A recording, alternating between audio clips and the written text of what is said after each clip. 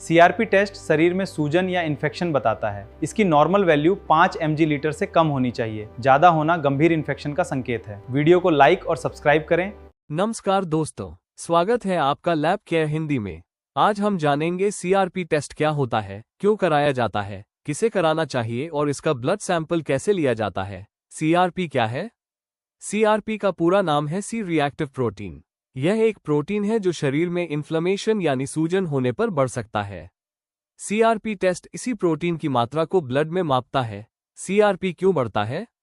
शरीर में infection, inflammation या टिश्यू इंजरी जैसी स्थितियों में सीआरपी बढ़ सकता है। लेकिन सीआरपी बढ़ने से किसी एक बीमारी की पुष्टि नहीं होती। सीआरपी टेस्ट क्यों कराया जाता है? डॉक्टर सीआरपी टेस्ट का उपयोग इन्फेक्शन या इन्फ्लेमेशन का पता लगाने और बीमारी के दौरान इन्फ्लेमेशन की स्थिति को मॉनिटर करने के लिए कर सकते हैं। किन मरीजों में कराया जाता है? लगातार बुखार, इन्फेक्शन के लक्षण, शरीर में सूजन या किसी इन्फ्लेमेटरी डिजीज का संदेह होने पर डॉक्टर सीआरपी टेस्ट की सलाह दे सकते हैं। Sample collection. सीआरपी के लिए मरीज की हाथ की वेन से ब्लड सैंपल लिया जाता है।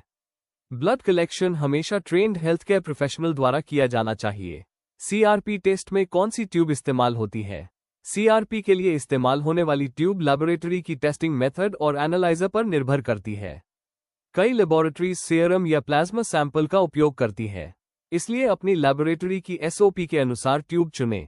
फास्टिंग जरूरी है या नहीं? सामान्य सीआरपी टेस्ट के लिए आमतौर पर फास्टिंग की जरूरत नहीं होती, लेकिन अगर साथ में कोई फास्टिंग टेस्ट भी लिखा है तो डॉक्टर या लेबोरेटरी के निर्देश जरूर मानें। सीआरपी की रिपोर्ट कैसे समझें? सीआरपी की रिपोर्ट आमतौर पर किसी न्यूमेरिकल वैल्यू के रूप में आती है। रेफरेंस रेंज लेबोरेटरी और टेस्टिंग मेथड के अनुसार अलग हो सकती है, इसलिए रिपोर्ट पर दी गई रेफरेंस रेंज को देखना जरूरी है। सीआरपी बढ़ने का मतलब। सीआरपी बढ़ा हुआ मिलने पर शरीर में इन्फ्लेमेशन या इन्फेक्शन की संभावना हो सकती है, लेकिन सीआरपी अकेले यह नहीं बताता कि इन्फेक्शन कहाँ है या उसका कारण क्या है। महत्वपूर्ण सावधानी। सीआरपी की रिपोर्ट को मरीज के सिम्टम्स और दूसरे लेबोरेटरी टेस्ट्स के साथ डॉक्टर इंटरप्रेट करते हैं।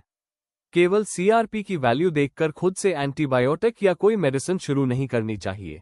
तो दोस्तों, आज आपने जाना सीआरपी टेस्ट क्या है, क्यों कराया जाता है, सैंपल कैसे लिया जाता है और रिपोर्ट को सामान्य रूप से कैसे समझा जाता है। ऐसी ही आसान लेबोरेटरी जानकारी के लिए लैब केयर हिंदी को लाइक, शेयर और सब्सक्राइब जरूर करें।